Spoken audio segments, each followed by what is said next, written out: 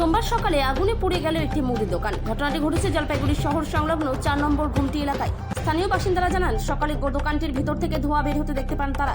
সন্দেহ হওয়ায় কাছে গিয়ে দেখেন দোকানের ভিতরে আগুন জ্বলছে।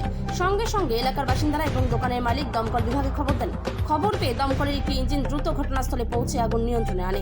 প্রাথমিক অনুমান শর্ট সার্কিট থেকে আগুনের সূত্রপাত। ঘটনার তদন্ত শুরু করেছে দমকল কর্তৃপক্ষ।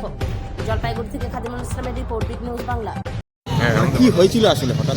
এটা কেউ প্রথমে বুঝতে পারে না, বুঝলো তো, কেউ বুঝতে পারে না। হঠাৎ ওই দোকান থেকে দেখছে যে হঠাৎ ধোঁয়া বেরোচ্ছে সকালে এই তো কিছুক্ষণ আগে। তারপরে তো যা যেটা হয় ক্যাওয়াজ করে দৌড়াদৌড়ি করতে করতে ফায়ার ব্রিগেড ফোন করে। ফায়ার ব্রিগেড কিছুক্ষণ আগে আসে, অনেক লেট করেই আসছে ফায়ার ব্রিগেড। এটা মুদিখানার দোকান? কার এই দোকানটা? না, এটা মুদিখানার দোকান না, এটা হচ্ছে স্টেশনারি। স্টেশনারি। সমস্ত কিছু কি পুড়ে গেছে? হ্যাঁ, সমস্ত কিছু সব কিছুই পুড়ে গেছে তো দেখা যাচ্ছে। মানে কি কারণে হতে পারে মনে হয়? যতদূর সম্ভব যে একটা ইলেকট্রিসিটি বোর্ডের একটা ইয়ে আছে আর কি, ট্রান্সফর্মার বাস্ট হতে পারে। কারণ কালকে সন্ধ্যাবেলা একটা ট্রান্সফর্মার বাস্ট হয়েছিল এর ভিতরে। প্রকৃত কারণ বোঝা যাচ্ছে না এখন। যত সম্ভব ইলেকট্রিক থেকেই এটা। যার দোকান তার নাম কি? ওনার হচ্ছে গুড্ডু তালুকদার। গুড্ডু তালুকদার।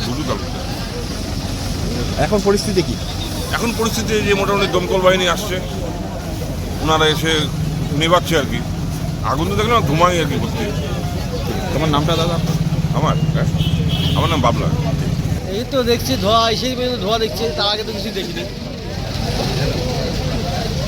দোকানের পরিস্থিতি কি? এবারে বেরোচ্ছে আগুন লেগে ধোঁয়া বেড়াচ্ছে, এইটাই। আর ভিতরে জিনিসপত্র সব জিনিসপত্র পুড়ে যাচ্ছে, অনেক পুড়ে গেছে। কয়েক লক্ষ টাকা তো হবে। হ্যাঁ।